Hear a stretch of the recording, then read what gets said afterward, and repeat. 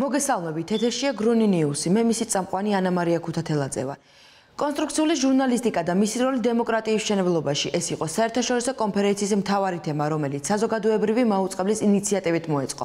ღონისძიების სპიკერი დანიის კონსტრუქციული ინსტიტუტის დამფუძნებელი ულრიხ ჰაგერუპი იყო. კონსტრუქციული ჟურნალისტიკა ახალი ამბების გაშუქებაში ახლებური სტანდარტის შექმნას ემსახურება. მისი მიზანია ჟურნალისტმა არამხოლოდ კრიტიკულად გააშუქოს მოვლენა, არამედ გამოიკვლიოს, გაანალიზოს და ისაუბროს პრობლემათა გადაჭრის გზებზე.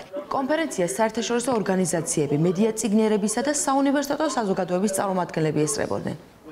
მოხარული ვარ, რომ ამდენი სტუდენტი გვესწრება. ჩვენ მომავლის ჟურნალისტიკაზე ვსაუბრობთ. ძალიან საინტერესო და კრიტიკული კითხვები დაისვა თქვენი მხრიდან. ეს განსაკუთრებით მნიშვნელოვანია, რადგან გინდათ, რომ ყველაფერი სიღრმისეულად იცოდეთ.